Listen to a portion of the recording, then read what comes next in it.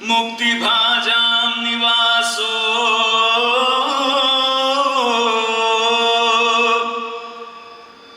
भक्तानां कामवर्षद्युतरुकिसलयं नाथाते पादमूलम्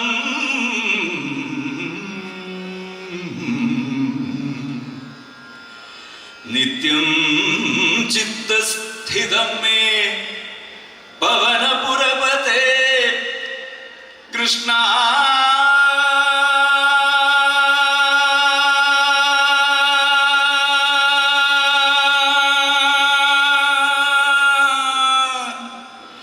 कारुण्य सिंधो कृष्णा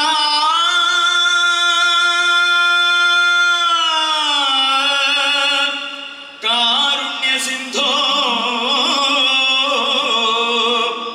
हृत्वा निशेषतापान्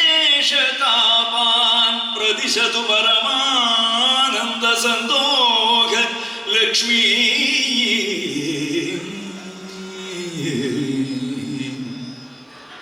प्रदिशतु परमानन्द सन्दोह लक्ष्मी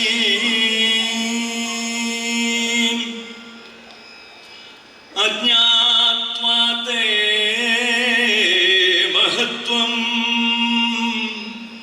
यदिह निगदितं विश्वनाथ क्षमेथः स्तोत्रं चैतसहस्रोत्तरमधिकतरं त्वत्प्रसादाय भूयात् द्वेधा नारायणीयं श्रुतिषु च जनुषस्तुत्यतां वर्णनेन स्फीतं लीलावतारैरिदमिह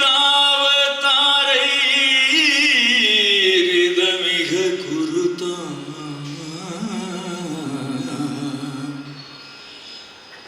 आयुरारोग्य सौख्यम्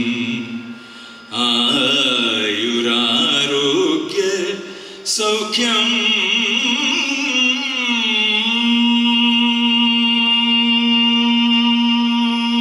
1999ರಲ್ಲಿ ನನ್ನ ಪ್ರೀತಿಯ ಮೃದಂಗ ಗುರುಗಳು ಹಾಗೂ ನನ್ನ ಪ್ರೀತಿಯ ಸಂಗೀತ ಗುರುಗಳಾಗಿರುವಂತಹ ಶ್ರೀ ಮಾವೇಲಿ ಕರವೇಲಿ ಗುಟ್ಟಿನಾಯರ್ ಸರ್ ಹಾಗೂ ಕೆ ವೆಂಕಟರಮಣನ್ ಸರ್ ಇವರಿಂದ ಉದ್ಘಾಟನೆಗೊಂಡು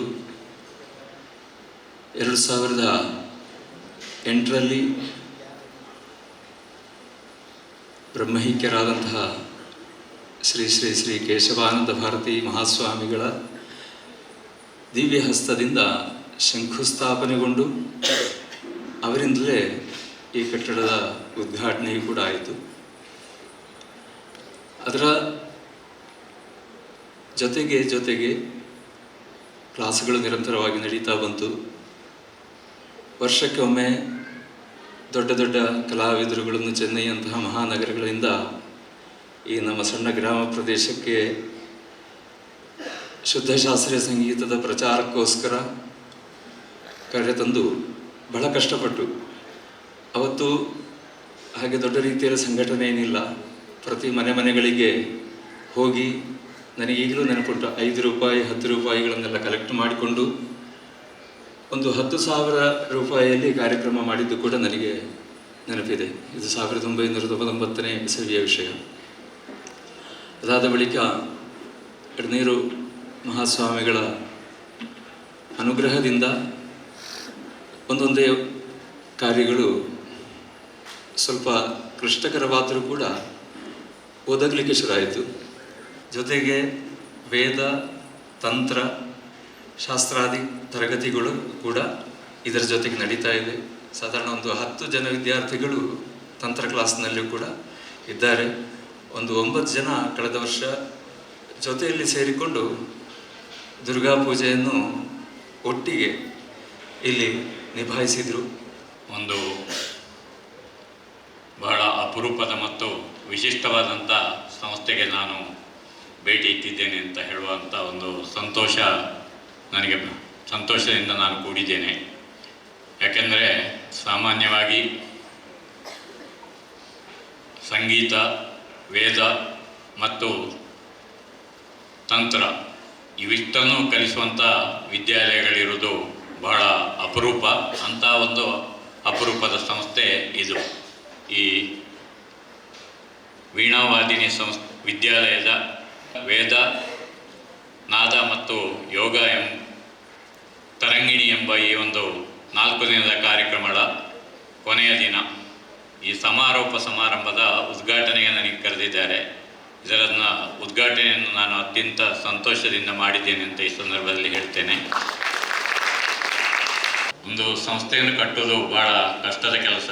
ಅದರಲ್ಲಿಯೂ ಶ್ರೀಯುತ ಯೋಗೀಶ್ ಶರ್ಮಾ ಅವರು ಹೇಳಿದಾಗೆ ಆರ್ಥಿಕ ಅಡಚಣೆಗಳಿದ್ದಾಗ ಇಷ್ಟು ಉತ್ತಮ ರೀತಿಯಲ್ಲಿ ಇಂಥ ಒಂದು ಸಂಸ್ಥೆಯನ್ನು ಕಟ್ಟುವುದು ಎಷ್ಟು ಕಷ್ಟ ಎಂಬುದು ಬಹುಶಃ ತಮಗೆಲ್ಲರಿಗೂ ವೇದ್ಯವಾಗಿದೆ ಅಂತ ನಾನು ಭಾವಿಸ್ತೇನೆ. ಪೂಜ್ಯ ಸ್ವಾಮೀಜಿಗಳಿಗೆ ಶಿಷ್ಯರಾಗಿದ್ದ ಶ್ರೀ ಯೋಗೀಶ್ ಶರ್ಮಾ ಅವರು ಈ ಒಂದು ಸಂಸ್ಥೆಯನ್ನು ಕಟ್ಟಲಿಕ್ಕೆ ಅವರು ಪಟ್ಟಂಥ ಸಾಹಸ ಮತ್ತು ಈಗ ಕೂಡ ಅವರು ಯಾವ ರೀತಿ ಆರ್ಥಿಕ ಅಡಚಣೆಯನ್ನು ಅನುಭವಿಸ್ತಾ ಇದ್ದಾರೆ ಎಂಬುದನ್ನು ಅವರ ಪ್ರಾಸ್ತಾವಿಕ ನುಡಿಗಳಿಂದ ನನಗೆ ಗೊತ್ತಾಯಿತು. ಬ್ರಹ್ಮೈಕ್ಯ ಕೇಶವಾನಂದ ಭಾರತೀ ಸ್ವಾಮಿಗಳವರು ಬ್ರಹ್ಮೈಕ್ಯರಾದ ನಂತರ ಅವರ ಸಂಸ್ಮರಣಾ ಕಾರ್ಯಕ್ರಮವನ್ನು ನಾವು ಸಂಪಾಜೆಯಲ್ಲಿ ಪ್ರತಿ ವರ್ಷ ನಡೆಸ್ತಾ ಬರ್ತಾ ಇದ್ದೇವೆ. ಅಲ್ಲಿ ನಾವು ಸಂಗೀತಕ್ಕೆ ಕೂಡ, ಅಂದರೆ ಪೂಜ್ಯ ಸ್ವಾಮೀಜಿಯವರಿಗೆ ಯಾವ ಕ್ಷೇತ್ರಗಳಲ್ಲಿ ಹೆಚ್ಚಿನ ಆಸಕ್ತಿ ಇತ್ತು ಮತ್ತು ಅವರು ಯಾವ ಕ್ಷೇತ್ರಗಳಲ್ಲಿ ತೊಡಗಿಸಿಕೊಂಡಿದ್ದರೋ ಆ ಕ್ಷೇತ್ರಗಳ ಒಬ್ಬೊಬ್ಬ ವ್ಯಕ್ತಿಗೆ ಒಂದು ಸನ್ಮಾನ ಕಾರ್ಯಕ್ರಮ ಮತ್ತು ಅವಾರ್ಡನ್ನು ಕೊಡುವಂಥ ಒಂದು ಕಾರ್ಯವನ್ನು ಹಮ್ಮಿಕೊಂಡಿದ್ದೇವೆ. ಅಲ್ಲಿ ಸಂಗೀತಕ್ಕೆ ನಾವು ಅವಾರ್ಡ್ ಕೊಡ್ತೇವೆ. ಹಾಗೆಯೇ ನಾನು ಪೂಜ್ಯ ಸ್ವಾಮೀಜಿಯವರ ಒಂದು ಆಸಕ್ತಿಯ ಕ್ಷೇತ್ರ ಯಕ್ಷಗಾನ. ಆ ಯಕ್ಷಗಾನ ಕ್ಷೇತ್ರದಲ್ಲಿ ಭಾಳಷ್ಟು ಜನ ಕಲಾವಿದರು ನನ್ನ ಹತ್ತಿರ ಸಹಾಯವನ್ನು ಕೇಳಿದ್ದಾರೆ. ನಾನು ಸಾಧ್ಯವಾದಷ್ಟು ಮಟ್ಟಿಗೆ ಕೆಲವರಿಗೆ ಸಹಾಯವನ್ನು ನೀಡಿದ್ದೇನೆ. ಆದರೆ ಸಂಗೀತ ಕ್ಷೇತ್ರದಲ್ಲಿ ಯಾರೂ ನನ್ನಲ್ಲಿ ಕೇಳಿರಲಿಲ್ಲ ಮತ್ತು ಯೋಗೀಶ್ ಶರ್ಮಾ ಅವರು ಕೂಡ ಈವರೆಗೆ ನನ್ನಲ್ಲಿ ಯಾವುದೇ ಸಹಾಯವನ್ನು ಕೇಳಲಿಲ್ಲ. ಅದು ಅವರ ಜಾಯಮಾನಕ್ಕೆ ಒಗ್ಗುವಂಥದ್ದು ಅಲ್ಲ ಅಂತ ನಾನು ಭಾವಿಸ್ತೇನೆ. ಆದರೆ ಅವರು ಕೂಡ ಕೇಶವಾನಂದ ಭಾರತಿಗಳ ಶಿಷ್ಯ ಮತ್ತು ಅವರ ಆಶೀರ್ವಾದದಿಂದಲೇ ಈ ಒಂದು ಸಂಸ್ಥೆಯನ್ನು ಕಟ್ಟಿದವರು. ನಾನು ಕೂಡ ಪೂಜ್ಯ ಸ್ವಾಮೀಜಿಯವರ ಆಶೀರ್ವಾದ ಬಲದಿಂದಲೇ ಮೇಲೆ ಸ್ಥಾನಕ್ಕೆ ಏರಿದವನಾದ ಕಾರಣ ನಮ್ಮ ಸಂಪಾಜೆ ಕೀಲಾರ ಗೋಪಾಲಕೃಷ್ಣಯ್ಯ ಪ್ರತಿಷ್ಠಾನದಿಂದ ಯೋಗೀಶ್ ಶರ್ಮಾ ಅವರ ಈ ಸಂಸ್ಥೆಗೆ 5 ಲಕ್ಷ ರೂಪಾಯಿಗಳನ್ನು ನೀಡುವುದಾಗಿ ಈ ಸಂದರ್ಭದಲ್ಲಿ ಹೇಳುತ್ತೇನೆ ಮತ್ತು ಅದನ್ನು ಶೀಘ್ರದಲ್ಲಿಯೇ ಅವರಿಗೆ ನೀಡುವುದಾಗಿ ಕೂಡ ಈ ಸಂದರ್ಭದಲ್ಲಿ ಹೇಳ್ತೇನೆ.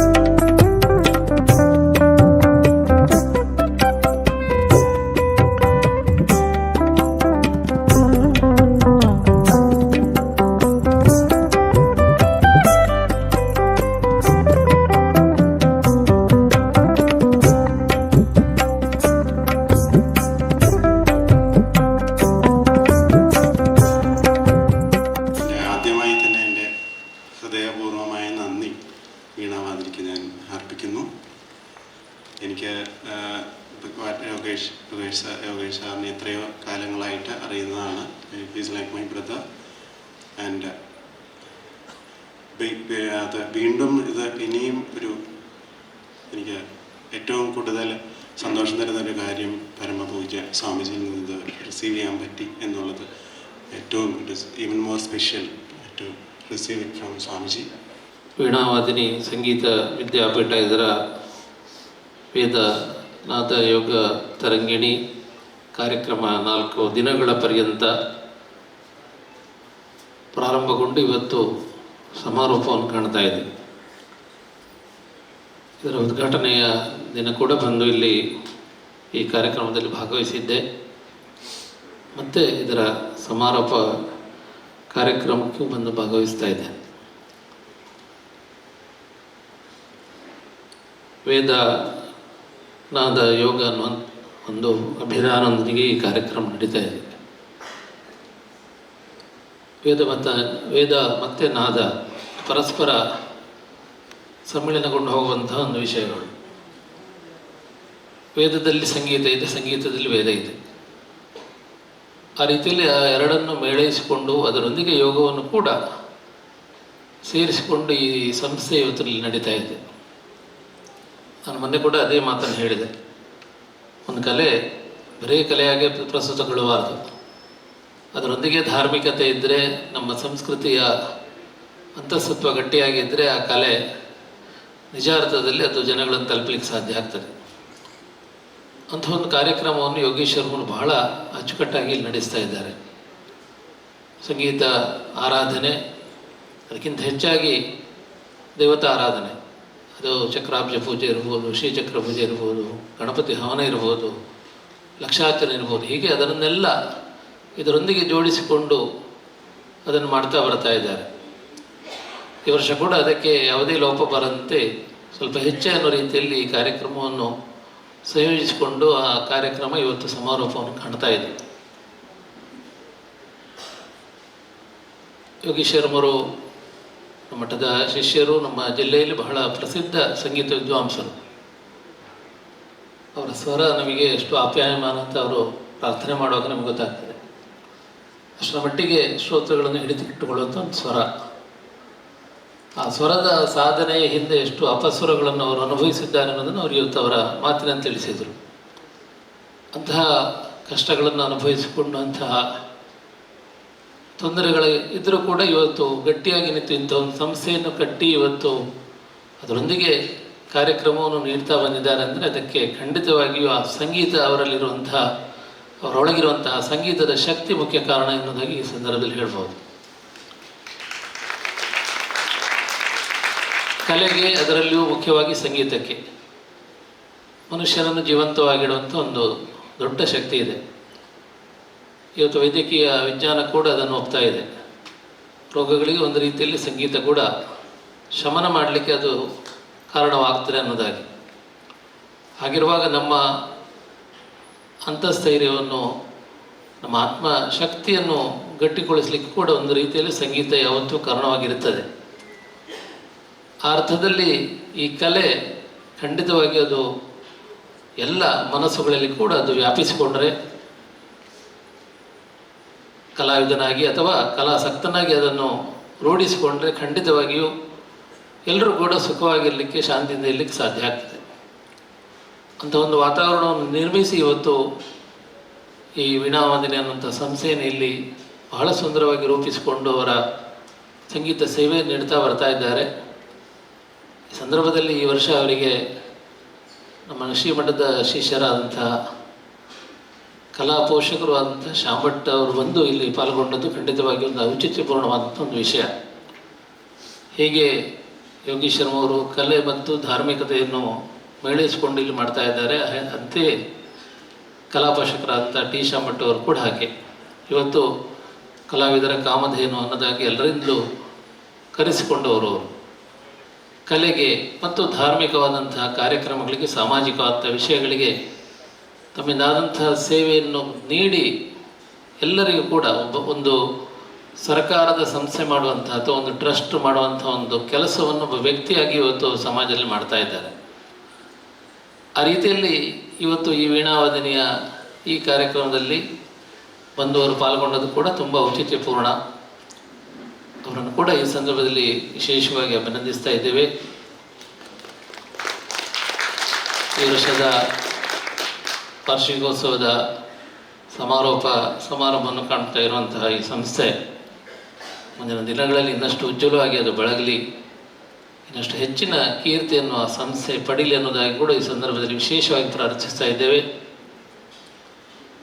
ವೇದಿಕೆಯಲ್ಲಿ ಸೀಮೆಯ ತಂತ್ರಿಗಳಾದಂತಹ ಶ್ರೀ ಕುಂಟಾರ ರವೀಶ್ ತಂತ್ರಿ ಅವರು ಉಪಸ್ಥಿತರಿದ್ದಾರೆ.